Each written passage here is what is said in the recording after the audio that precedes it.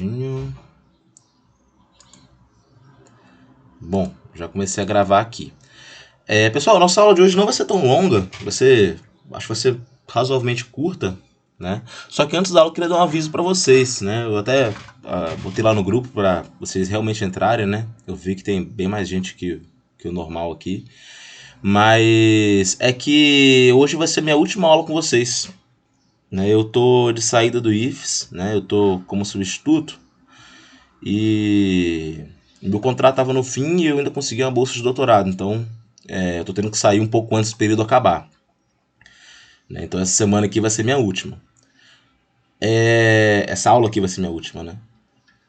Eu ainda não sei, eu não conversei com o Samuel ainda para saber quem vai entrar no meu lugar aqui com essa disciplina, tá bom? Então eu não sei quem vai entrar, não sei como é que vai ser. Só que, pelo menos para a tendência, né, pro final desse período agora, né, é que se mantenha o método de avaliação que já está definido, tá bom? Então o professor que entrar, eu vou conversar com ele para ele manter o mesmo método. Aí próximo período ele faz do jeito dele, né? Até para não confundir muito vocês, né? Vocês têm um trabalho para apresentar para o final do período também. E enfim, a tendência é que fique da mesma maneira, tá? Mas eu não tenho como garantir nada, né? Quem vai ter a última palavra é quem for me substituir, tá bom? Então esse era o meu aviso que eu queria passar para vocês. Vocês querem perguntar alguma coisa?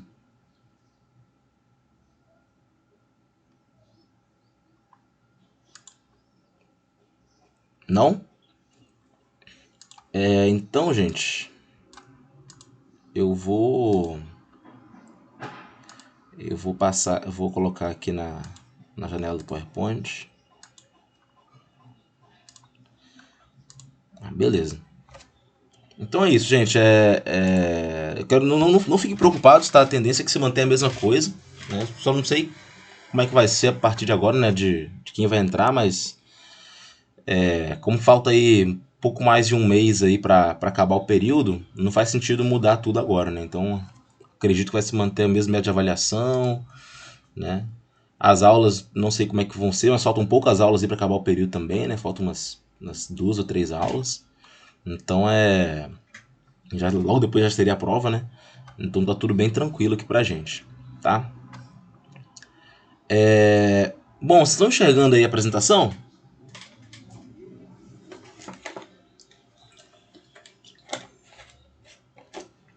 Beleza. Eu vou começar a aula de hoje então, né? Deixa eu verificar aqui. Ficou tudo preto aí a apresentação, foi só aqui? Deixa eu tirar e colocar de novo aqui. Vou colocar a tela inteira, fica mais fácil. Que não dá esse problema. Agora voltou, né? Beleza. Bem, pessoal, nosso tema de hoje da aula é ensaio de fluência, né? Depois do ensaio de fluência, né, teríamos como tema aí o ensaio de fadiga e de impacto para fechar a parte de ensaios não destrutivos, né? Hoje a gente vai falar de fluência. Ensaio de fluência está no capítulo 7 do livro do Dom Ori Garcia, um livro que a gente usa aí como referência para a disciplina, né? Eu falei com vocês lá em TecMat sobre fluência falei com vocês ano passado, né? Em TecMat sobre fluência, né? O que é fluência? Fluência é quando acontece deformação plástica, né? Numa tensão muito abaixo da tensão de escoamento, dado algumas condições específicas, né? O que acontece? A gente sabe que deformação plástica ela só acontece em tensões acima do escoamento. Só que em algumas situações pode ser que a deformação plástica ocorra em tensões abaixo do escoamento, né? Uma dessas situações é a fluência, é quando ocorre fluência, né? A fluência é a deformação plástica que acontece quando o material está submetido a tensão constante ao longo de um período de tempo muito grande, né? Então, por exemplo, vamos supor que a tensão de escoamento do material é 100 megapascal, né? 100 megapascal. Ele deveria começar a deformação plástica em 100 megapascal.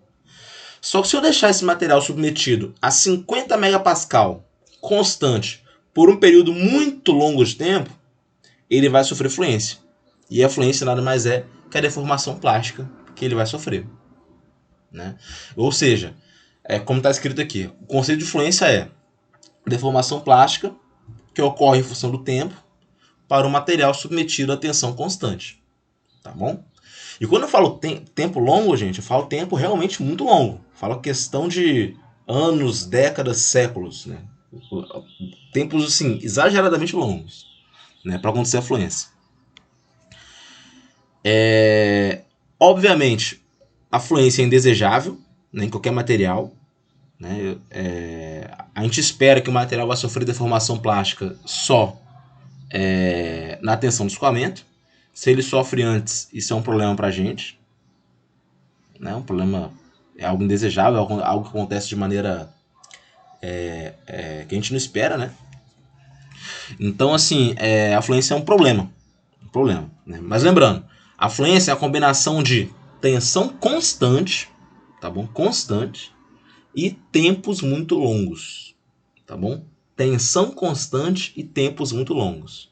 É a combinação desses dois fatores. Beleza? Quanto maior for essa tensão, mais rápido vai acontecer a fluência. Tá? Então, o exemplo que eu dei, 50 megapascal, vamos supor que demore, sei lá, 5 anos para acontecer a fluência. Se eu aumentar para 70 megapascal, vou reduzir esse tempo. Tá bom? Então aqui eu tenho duas variáveis importantes, tempo e tensão. Né? Outro ponto, outra variável que também é importante, além de tempo e de tensão, é a temperatura. Né? A fluência ela acontece mais rapidamente quando a temperatura é alta. Né? Então, assim, o que eu posso falar para vocês? Eu não vou me preocupar com fluência se ela demora 40, 50, 60 anos para acontecer. Não me preocupo. Né? Ela acontece em temperatura ambiente, mas não me preocupo. Né? Agora, se ela acontece num período de tempo mais curto, devido à combinação de tensão mais alta com temperatura mais alta, aí vira uma preocupação. Né? Então, a gente se preocupa com fluência somente em situações onde tem a combinação de tensão constante e temperatura alta. Né? E, obviamente, operações por tempos muito, muito longos. Né? Períodos de tempo muito longos. Tá bom? Então, não é em toda situação que a gente se preocupa com fluência. Tá? Tem que ter essa combinação de temperatura alta, tensão constante e operação em longos períodos de tempo. Né? No geral, quando a gente fala de fluência, ela não é uma preocupação muito grande para a gente na maioria das aplicações. Porém, em algumas aplicações bem específicas, né, como componentes de aeronaves, né, indústria aeroespacial, indústria aeronáutica, em algumas situações, alguns componentes, surge a necessidade de se preocupar com fluência. Né, porque nesses casos aí, a fluência ela vai apresentar um risco, né, à estrutura. Né? Mas no geral ela é mais usada em aplicações bem específicas. Né? Tanto que dentro dos ensaios que a gente vê aí nessa disciplina, aqui nos ensaios não destrutivos, o ensaio de fluência aí talvez seja um dos menos assim, vistos. Né? Acho que dificilmente vocês vão ver esse ensaio assim, trabalhando na indústria. Né? Quando a gente compara com os outros ensaios, né? Como ensaio de dureza, ensaio de tração, né? Ensaio de impacto, né? Até mesmo de fadiga. Mas isso não quer dizer que ele é menos importante. Tá?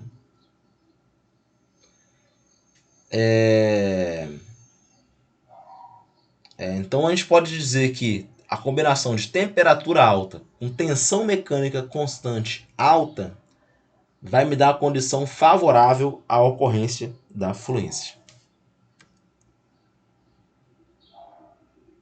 E obviamente, para a gente entender, né, quanto que o material está suscetível à fluência, nós temos que fazer o nosso ensaio de fluência. Né? Que vai ser a aplicação de uma carga inicial e constante no material durante um período de tempo longo, né, quando esse material estiver submetido a temperaturas elevadas. Né? Então a ideia é simular essa situação de fluência. Né? Eu pego esse material, eu aplico uma carga constante, num ambiente com temperatura alta e vejo quanto que vai demorar para ter início da deformação plástica. O objetivo do ensaio é determinar a vida útil do material nessas condições. Tá bom? Esse é o ensaio de fluência. Esse ensaio de fluência tem um problema muito grande, que é o seguinte. Eu falei com vocês que em temperatura ambiente, por exemplo, a fluência pode demorar muito tempo para acontecer. Né? Até mesmo temperaturas mais altas, né? Um pouco mais altas pode demorar muito tempo. Isso quer dizer o quê? Que o ensaio, diferentemente daqueles outros ensaios que a gente viu antes, são ensaios que, esse ensaio de fluência, ele é um ensaio muito mais longo. Né? Para você ter uma ideia certa do comportamento do aço, em um ano, o ideal seria que eu deixasse uma situação de ensaio e fizesse um ensaio que durasse um ano. Né? Só que na prática, gente, né, óbvio, a gente não vai fazer um ensaio que dura um ano. Né? A gente faz um ensaio que dura uma semana e faz uma estimativa de como ele se comportaria daqui a um ano. Tá bom? Ou seja, esse ensaio de fluência, por ele ter essa limitação de tempos muito longos, né, a gente acaba encurtando o ensaio e fazendo aproximações. Então, muitas vezes, esses resultados do ensaio, eles não são tão confiáveis assim. Tá bom? Porque a gente tem que fazer algo que a gente chama de extrapolar os dados. Né? É como se a gente fizesse uma estimativa mesmo, né? Dando um exemplo de uma extrapolação aqui bem exagerada. Se na segunda-feira choveu por 1 hora, na terça-feira choveu por 2 horas. Né? Eu posso falar que no domingo vai chover por 7 horas? É um exagero, é uma extrapolação de dados. Mas, se seguir esse padrão, a tendência é que no domingo chova por 7 horas. Né? Então é uma extrapolação. Né? Para fazer essa extrapolação, a gente tem que ter um conhecimento bem profundo do material, das condições de serviço, etc. Né? Então aqui tem alguns exemplos de materiais que são ensaiados em fluência, né? Que é refinaria petroquímica, usina nuclear, indústria aeroespacial, algumas tubulações, turbinas. Né? Esse ensaio, como eu falei, não é um ensaio de rotina, né? É um ensaio que ele é longo. Né? Até mesmo quando a gente encurta ele para uma semana, é um ensaio muito longo. Né? O ensaio de tração a gente faz em 5 minutos. De fluência eu já falei de uma semana. Né? Então é um ensaio que não é de rotina, é um ensaio muito mais longo, né? Demora mais para se realizar. Aqui está o aparato do ensaio, que é na esquerda, né? Bem simples de se visualizar. Aqui no meio eu tenho o corpo de prova, né? Ele está submetido ao esforço de um peso, no esforço de tração, né? Esse peso aqui ele puxa esse apoio para cima, né? Ou seja, puxando o corpo de prova para cima, um esforço constante de tração, né? A colocado um peso aqui, porque a gente sabe que peso é constante, né? 10 quilos vai produzir o mesmo peso, né? Ao longo do tempo, né? Não vai mudar. Né? 10 quilos eu falei como exemplo, tá, gente? Ou seja, vai ter um esforço constante sendo aplicado. Perceba que todo ensaio é feito dentro de um forno, ou seja, para simular a temperatura mais alta. Né? Então é um esforço constante em temperatura mais alta e eu faço essa análise aí ao longo do tempo. Né? Eu vejo, olha o gráfico plotado aqui na direita, a deformação no eixo Y em função do tempo no eixo X.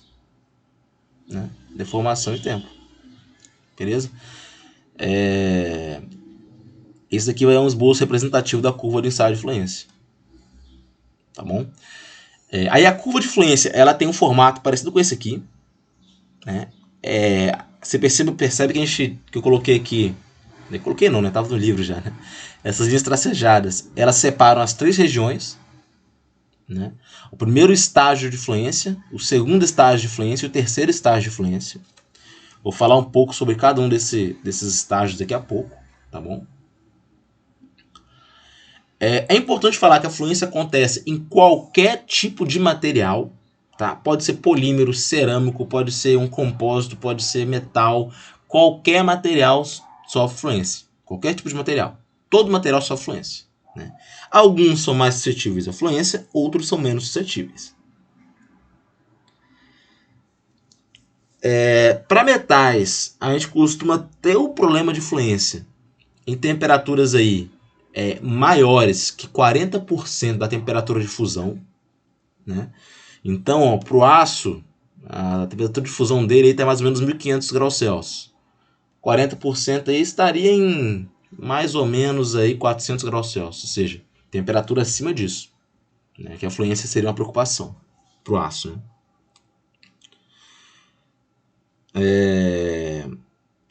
Como a gente tem recentemente, né, que eu digo nas últimas décadas, o surgimento de novas tecnologias, né, tecnologias mais avançadas, quando eu falo de turbinas de motor a jato, gerador de energia nuclear, instalação química e petroquímica, linha de vapor de alta pressão, tem essas tecnologias mais avançadas.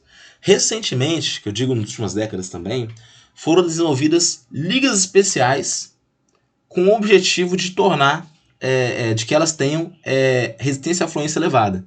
Então tem algumas ligas que foram desenvolvidas, cujo objetivo delas é proteção contra a fluência. Da mesma maneira que a gente tem uma liga de aço inox, que a ideia inicial é ter uma boa resistência à corrosão, a gente tem ligas especiais, né? Não só não especificamente de aço, né? Mas ligas metálicas, né? Cujo objetivo é proteção contra a fluência, né? Isso geralmente para temperaturas maiores que 1000 graus Celsius, né? Que é onde a fluência realmente acontece muito rapidamente. Tá bom? Então tem algumas ligas aí. As principais ligas que são usadas para proteção contra fluência são ligas de níquel, tá? O níquel, não sei se vocês se lembram, é um metal muito caro, né? Ou seja, só vale a pena usar uma liga que tem uma alta resistência contra a fluência se realmente a fluência for um fator assim, muito importante no projeto, né? Porque vai ser algo que vai sair caro, né? Então, voltando para o ensaio de fluência, né? Ele é muito simples. É aplicar uma carga constante, né, no corpo de prova, em um ambiente com a temperatura elevada e constante, né? A temperatura ela vai ser mantida num certo patamar, né? Seja 100 graus Celsius, 200 graus Celsius, 300 graus Celsius, enfim. A ideia é isso, é aplicar a carga constante em uma temperatura alta e plotar aquele gráfico de deformação ao longo do tempo, né? Bem tranquilo. Para esse ensaio de fluência, eu posso usar um esforço de tração, que é o mais comum, mas eu também posso aplicar um esforço de compressão, de flexão, de torção, né?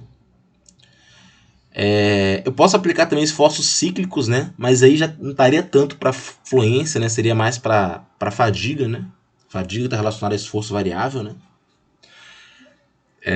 Mas enfim, eu posso ter vários tipos de solicitação diferentes, né? Novamente, corpo de prova, né? Aqui outro aparato, né? O arranjo experimental. Vou marcando o tempo dentro do forno. Tem um corpo de prova que eu tenho um peso aqui, ó, atrelado nele, empurrando ele para baixo, tracionando. Ou seja, juntei tensão constante com a temperatura elevada. Só esperar o tempo passar que a fluência vai acontecer. Aqui eu tenho uma geometria de corpo de prova, né? Lembrando que, muito embora o ensaio de fluência seja um ensaio um pouco mais incomum, ele também é regido por normas, né? Tem normas e especificações e recomendações para como esse ensaio deve ser feito.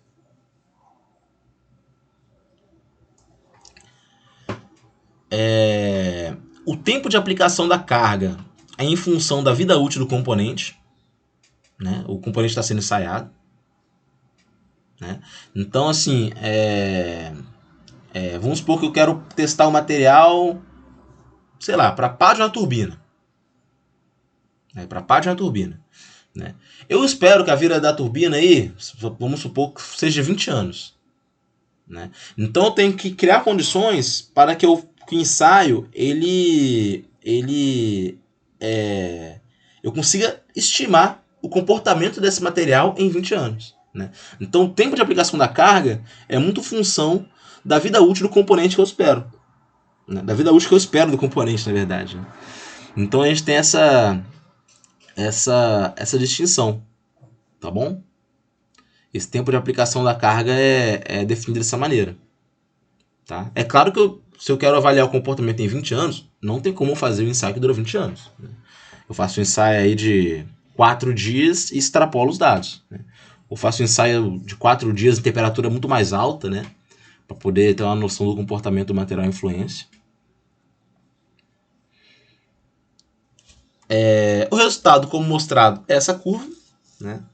Aqui, gente, tem essa derivada aqui no meio, mas vocês podem ignorar isso, tá? Não vou nem cobrar isso de vocês. Né? Vou até apagar isso aqui, ó, porque acaba assustando. Né? Pronto, apaguei a derivada. Aqui é uma curva comum, gente. Uma curva comum. Deformação em função do tempo. Né? Só que a gente pode ver que eu tenho 3 estágios aqui de fluência. O estágio primário, o secundário e o terciário. Né? O que acontece em cada estágio? Né? Vocês podem observar que cada estágio tem um formato diferente. Né? O primário, a gente vê que a curva ela parece que está tendendo a ficar horizontal. Né? Você pode ver que ela está tendendo a ficar horizontal. Como se a curva tivesse um crescimento desacelerado. Né? Como se fosse isso. Aqui na parte secundária, a gente pode ver que ela está bem próxima de uma reta. Né? Bem próxima de uma reta, bem linear a curva. Né? E na parte terciária, a gente pode ver que tem um crescimento acelerado. Né? Então, a gente tem aqui, para avaliar a fluência, o que a gente fala que é taxa de deformação. Né? O quanto que está deformando ao longo do tempo. No estágio primário, a taxa de deformação ela é decrescente. Né? Como se estivesse deformando menos à medida que o material se deforma. Na parte linear aqui, tem a taxa de deformação constante. Né? E na parte terciária aqui, eu tenho a taxa de deformação crescente. Né? Então tem esses 3 pontos. Beleza? Aqui vocês podem ver que tem uma pequena distância do início da curva para o eixo horizontal, né? Que se refere a deformação elástica, tá? Que não é importante aqui pra gente. Né?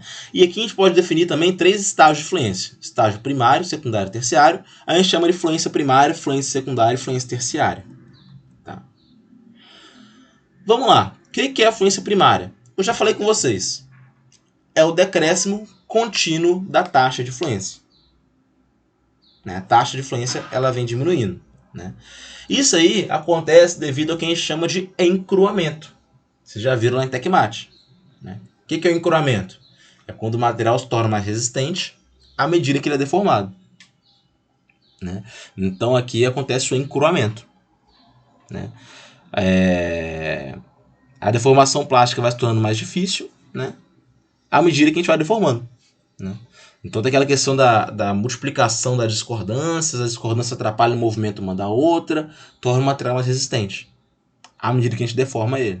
Né? Então no estágio primário, gente, o que vocês têm que saber é o seguinte: o estágio primário, o fenômeno que manda nesse estágio é o encruamento. No estágio primário acontece o encruamento. Né? O material vai se tornando mais resistente à medida que eu deformo. Beleza? No estágio secundário, né, eu começo a ter o surgimento de outro mecanismo, que é a recuperação. Né? Na recuperação, é como se eu permitisse novas movimentações de discordâncias. Né? A discordância, vou dar um exemplo de xadrez. Né? Acho que a maioria deve saber jogar xadrez. No xadrez, tem certas peças que podem se movimentar em uma direção. Né? O bispo se movimenta em diagonal. A discordância ela tem só um tipo de movimento. Só que quando a recuperação começa, é quando eu permito que ela se movimente de outras formas. Né? É como se eu pegasse o bispo no xadrez e permitisse que ele fosse para frente, para trás, para o lado. Então a discordância ela ganha mobilidade, aqui nesse caso. Tá bom? E aí ela vai competir com o encruamento. Né? Então, perceba, no estágio primário, eu tenho que o encruamento é o mecanismo principal. No estágio secundário, eu tenho uma competição aí entre encruamento e recuperação. Né? A recuperação ela vai combatendo aí o encruamento, né? Fazendo que a curva seja linear, constante. Né? No terciário, acontece o seguinte: a recuperação ela ganha do encruamento. Então o estágio terciário ele é regido pelo mecanismo que a gente chama de recuperação, né? Que é esse aumento da possibilidade de movimentação de discordância. E aí, nesse estágio terciário, a fluência, a taxa de fluência cresce, né?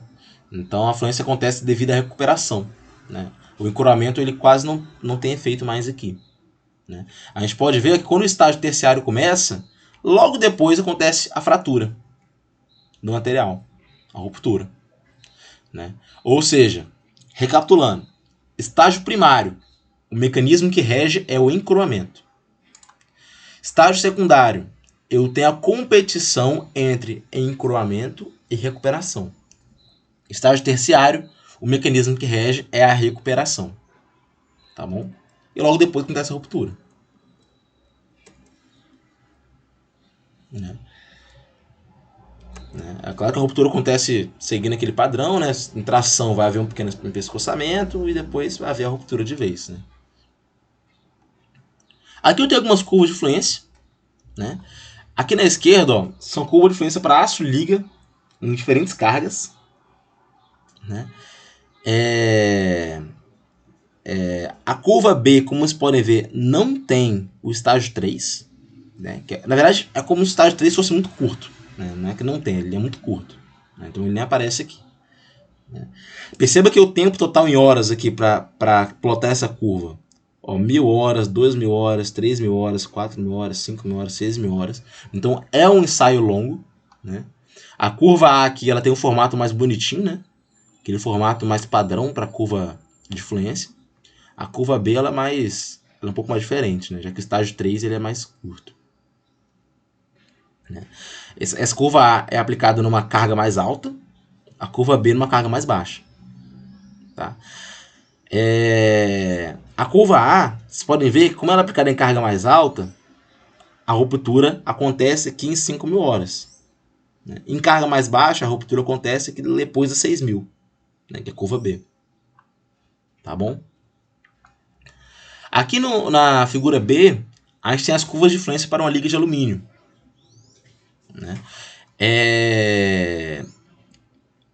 A temperatura constante de 132 graus Celsius, né? E diferentes tensões aplicadas. Né? Vocês podem ver que aqui em cima eu tenho a curva para 69 MPa, aqui no meio para 102 MPa e aqui embaixo para 55 MPa. Né? Tem curvas diferentes. Né? Vocês podem ver que o formato dela é bem diferente também. Né? Parece que a parte linear ela é principal aqui. Né? Isso não quer dizer que não tem as 3 etapas, tá bom, gente? Os 3 estágios. Só que quanto mais linear é a curva, como mostrado para essa de 69 MPa, a gente pode ver que o estágio primário e terciário são muito pequenos, quase desprezíveis, né? Que a curva é praticamente uma reta, retilínea, né? É linear. Né? Lembrando que quanto maior for a tensão, como vocês podem ver aqui no gráfico, mais rápido acontece a ruptura. Tá? E todas essas três curvas aqui foram plotadas para 182 graus Celsius. Deformação ao longo do tempo. Obviamente, para menor tensão aqui de 55 MPa, eu tenho aqui uma demora maior para chegar na ruptura. Né? Isso aqui, lembrando que é uma liga de alumínio. Né? Então, o alumínio, como tem o ponto de fusão mais baixo que o aço, por exemplo, né? Ele vai ter problema com fluência em temperaturas mais baixas. Né? Aqui o ensaio foi feito a 182 graus Celsius, que é uma temperatura relativamente baixa. Né? Mas vocês podem ver que em 240 horas aqui, bem menos que isso, a gente pode ter ruptura. Né? Para 69 MPa, ó, em coisa de 60 horas aqui tem ruptura. Né? 60 horas não são nem 3 dias. Né? São 2 dias e meio, né, para ter ruptura. Imagina um componente que em operação, em 2 dias e meio ele falha. Né? Que coisa terrível. Né? Então, por isso que esses ensaios de fluência são utilizados.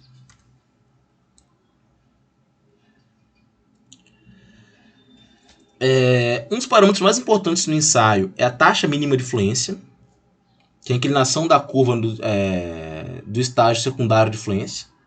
É como se a inclinação da curva naquela parte linear. Né?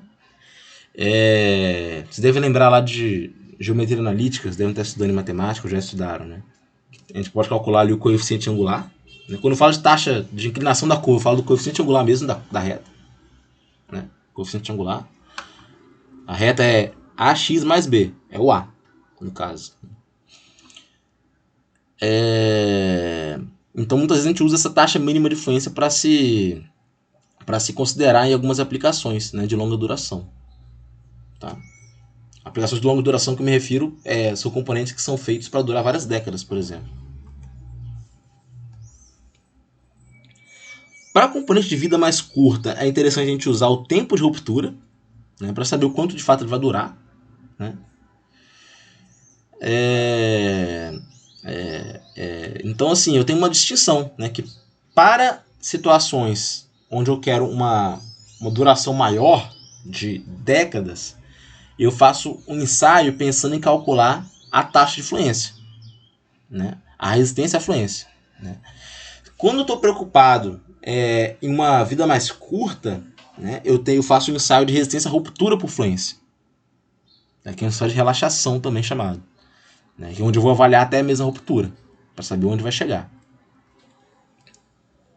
Né. A diferença de um ensaio para outro é que o ensaio convencional e o ensaio por ruptura é o que o nome já diz. O de ruptura eu quero chegar na ruptura. Né. O convencional eu vou extrapolar os dados para estimar a vida útil, né, que ele vai ser muito longo. Né. Um ensaio por ruptura eu vou fazer o ensaio até chegar na ruptura. Né. Só que a gente sabe que nem sempre é prático isso. Né? Aí tem o ensaio de relaxação, que vai fornecer informações sobre a redução da tensão aplicada no corpo de prova, né? Dadas as condições de tempo, tensão e temperatura.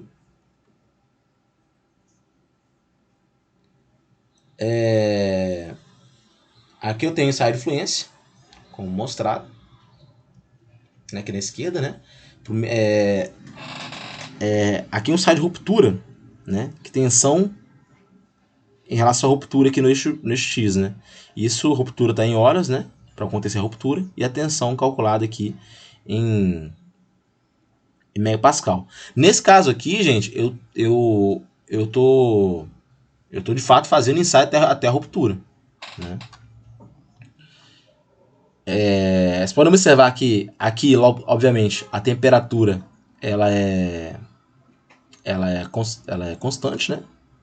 Então, se pegam um valor de tensão de, sei lá, 80 megapascal, vocês podem ver que a ruptura acontece mais cedo para temperaturas mais altas do que é esperado, né? Temperatura alta e tensão elevada favorece aí a ocorrência da fluência.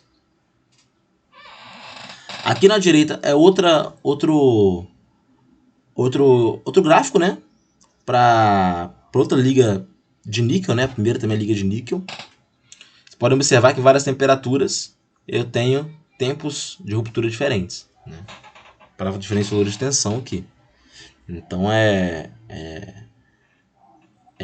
pegando aqui, por exemplo, deixa eu ver, 600 megapascal de tensão, né, fixando esse valor, né, a gente vê que a ruptura acontece muito mais rápido para 705 graus Celsius, que é a temperatura mais alta. Aqui já não é um ensaio de ruptura, que é um ensaio de taxa mínima de fluência, né, onde a gente observa aí a inclinação da parte linear. Né. Então, em vez de calcular o tempo de ruptura aqui no eixo X, em horas, eu calculo a taxa mínima de fluência, em porcentagem a cada 1000 horas. Né. E aí a gente plota esses gráficos aqui. Né? Aqui é uma liga de níquel na esquerda, com baixo teor de carbono. E na direita aqui eu tenho uma liga, tem magnésio puro, né, em várias temperaturas. Né? Novamente, a taxa mínima de fluência aqui, ela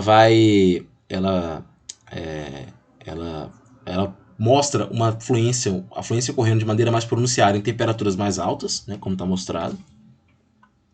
Né, em 649 graus Celsius eu tenho a taxa mínima de fluência aqui, né, para um valor de, por exemplo, 20 megapascal vai ser maior. Né? Enfim, só mostrando aqui em relação à taxa mínima de fluência. Aqui na direita a taxa mínima de fluência também, em relação à tensão. Né? Vocês podem observar aí a mesma análise é feita. Né? Novamente, quando se aumenta a temperatura, piora a resistência à fluência do material. Né? Aqui na esquerda eu tenho mais exemplos para aço inoxidável, né? Em várias temperaturas. Né? E na direita é para outro aço inoxidável. Né? Mostrando a taxa mínima de fluência aí em relação à tensão. Tá bom? Quanto maior a temperatura, pior a situação. Quanto maior a tensão, pior a situação. Né? Aqui na esquerda é para um aço com cromo, molibdênio e vanádio, em 3 diferentes temperaturas. Né? E na direita é para ferros fundidos cinzentos. Né? Vocês podem perceber, gente, que o gráfico ele não é montado assim, a curva não é montada. Eu calculo vários pontos. E a partir desses pontos eu traço a curva. Tá bom?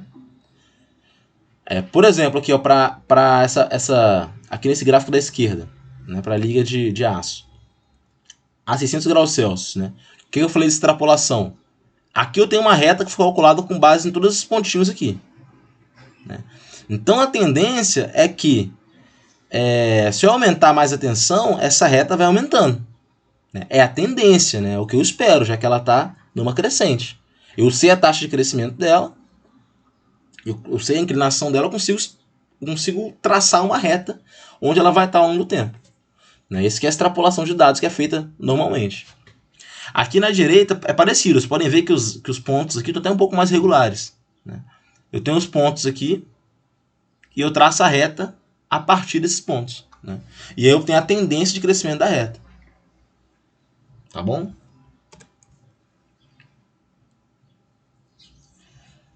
É comum a gente usar o termo resistência à fluência ou resistência à ruptura quando a gente trata desse fenômeno. A resistência à fluência é a tensão em uma certa temperatura que produz uma taxa mínima de fluência.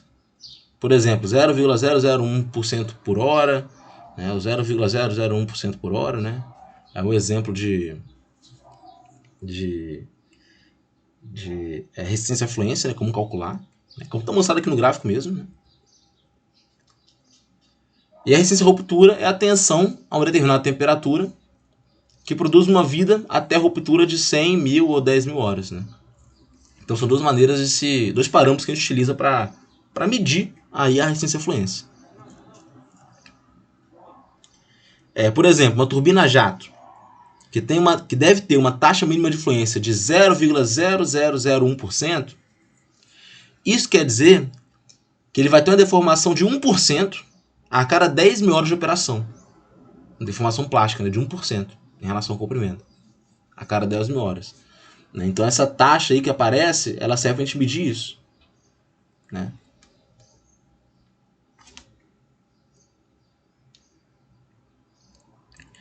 Como eu falei com vocês, é importante que a gente entenda como é que é o comportamento da fluência em longos períodos, só que é impraticável fazer esse ensaio por um período muito longo. Né? Então a gente vai estimar. Né? Outra alternativa também, gente, por exemplo, se eu tenho um material que vai ter que operar a 400 graus Celsius, a tensão de 100 megapascal, eu testo ele a 1000 graus Celsius a tensão de 200 megapascal, ou seja, uma situação mais severa, de maneira a averiguar como que ele vai se comportar numa situação severa. Né? Se ele se comportar bem nessa situação severa, isso quer dizer que na situação que eu quero que ele se comporte, eu não vou ter problemas. Né? Então é uma maneira também avaliar o comportamento de influência em situações bem mais agressivas do que aquelas esperadas, né, especificadas. Tá bom? E obviamente fazer extrapolação de dados, que é o que está mostrado aqui. Ó. Né? A altura, aqui é um exemplo só, tá relacionado à fluência. Né? A altura em milímetros em relação ao dia, né? Que é a altura de alguma coisa, que sei lá, de uma árvore. De uma planta aí. Se no primeiro dia tem 2 milímetros, no segundo tem 4, no terceiro tem 6, no quarto tem 8, eu posso traçar essa reta e traçar esses pontos aqui, estimando qual vai ser a altura em 10 dias. Né? É uma extrapolação de dados. né? Só que a gente sabe que extrapolar dado muitas vezes traz resultados errados, né? Resultados incertos, né? Por exemplo, o meu cachorro há 15 dias eu pesava ele, né? Desde que ele nasceu. Aí depois de 15 dias ele estava lá com 4 quilos. Depois de um mês ele estava lá com 8 quilos. Né? Depois de 2 meses ele estava com 16 quilos. Se eu fosse extrapolar os dados, depois de 10 anos era para o cachorro estar com 200 quilos. Né? Só que não é assim que funciona. Né? Ele vai crescendo até certo ponto que para. Né? Por isso que essa extrapolação de dados feita aqui para a fluência, muitas vezes pode ser errada. Tá bom? Então a gente tem que tomar cuidado com isso também. Então, tem que tomar cuidado para que a curva ela não mude sua inclinação. Né? Como no caso do crescimento de um animal, ele cresce até certo ponto onde estabiliza. Né? Crescimento nosso também, né? A gente chega até certo ponto e estabiliza no peso. Né? Pode variar um pouquinho à medida que a gente vai ficando velho, mas vai ficar mais ou menos aquilo ali. Agora que quando a gente fala de fluência, o comportamento da curva pode ser bastante diferente, como vocês viram aqueles exemplos que eu mostrei. Essas temperaturas usadas no ensaio são todas especificadas em normas internacionais. Tá? É importante o corpo de prova ele tem que estar bem homogêneo em questão de temperatura, tá bom? Então, antes de começar o ensaio, eu tenho que garantir que esse corpo de prova ele todo está na mesma temperatura. Né? Eu sei, por exemplo, que se eu colocar 200 graus Celsius, a superfície chega muito mais rápido a 200 graus Celsius que o interior do corpo de prova. Mas eu tenho que garantir que ele vai estar inteiramente, ele todo, a 200 graus Celsius antes de começar o ensaio. Tá bom? Então é importante que atinja o que a gente chama de homogeneização térmica, que é ter a temperatura igual em toda a estrutura. Aqui tem alguns corpos de prova, né? Tem os tamanhos, como mostrado aí. Aqui tem uma micrografia de uma tubulação de vapor superaquecido que sofreu fluência. Né? Então vocês podem ver que tem algumas falhas surgindo na estrutura. Né? Isso aqui é a microscopia eletrônica, né? A gente pode visualizar a estrutura. Né? Como mostrado antes, né? Temperatura alta, aqui na direita, tende a puxar a curva para a esquerda. Né? Ou seja, diminuir o tempo para acontecer a ruptura. Tensão mais alta também faz a mesma coisa. Né? Vai fazer com que o tempo de ruptura seja mais curto. Ou seja, a gente atinge a ruptura mais cedo.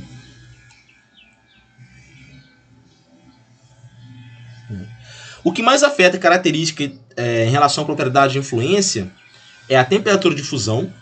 Né? Por exemplo, o tungstênio, que tem um ponto de fusão, se eu não me engano, de 3.000 graus Celsius, maior que isso, na verdade, ele é muito mais resistente à fluência do que o alumínio, que tem um ponto de fusão de 600 e poucos graus Celsius. Né? Então a temperatura de fusão influencia. Modo de elasticidade vai influenciar também, né? Rigidez do material.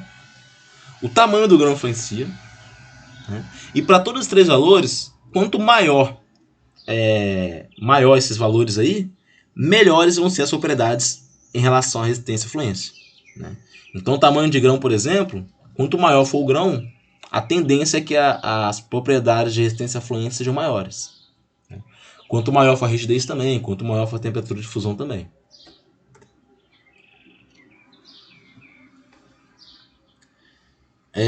Aqui tem a influência do tamanho de grão, né, mostrando em gráfico, né, que os maiores tamanhos de grão têm um comportamento melhor. Isso aqui é uma liga de... Opa, cliquei aqui na notícia. Tem uma liga uma liga de zinco com alumínio.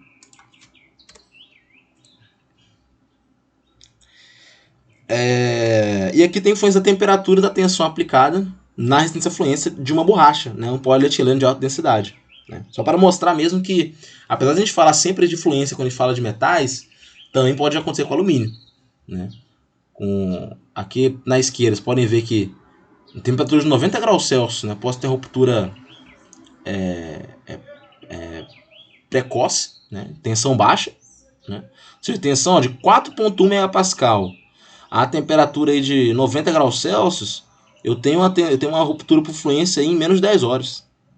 Ou seja, para polímero isso aqui é bem ruim, né? Até porque polímero tem um ponto de fusão mais baixo. Aqui na direita tem a curva de influência para acrílico e polipropileno, né? O PMMA e o PP, né? Polipropileno, a 20 graus Celsius, né?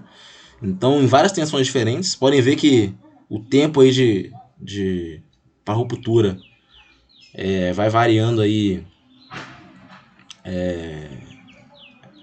rapidamente, né? Perdão, ruptura não, né? O tempo, as curvas de tensão variam bastante com o valor da tensão, obviamente, né? As linhas tracejadas aqui são do polipropileno, as linhas contínuas são do acrílico, né? Vocês podem ver que a fluência vai ser um problema para tensões relativamente baixas, em temperaturas baixas também, né? Então é isso, gente. Em relação à fluência, ensaio de fluência, na verdade, ele é bem simples de saber, de fazer, né? É colocar uma tensão constante no material a temperatura alta e medir deformação em relação ao tempo. Não tem mistério, você plota o gráfico e interpreta o gráfico, né? O que é chato do ensaio de fluência é que é um ensaio que é demorado, né? É um ensaio que muitas vezes ele não vai me dar a tensão de ruptura, né? Porque ele vai ser um ensaio mais curto, mas eu posso estimar essa vida e influência do material, né? Então é importante a gente saber organizar esses parâmetros e saber também interpretar a curva, né? Identificar ali o que é o que na parte, nas 3 etapas da curva, tá bom? Alguém aí tem alguma dúvida?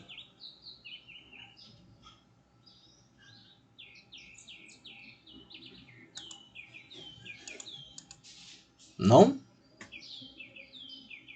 Simon, tudo bem? Isabela, não? Bom, deixa eu encerrar aqui a gravação.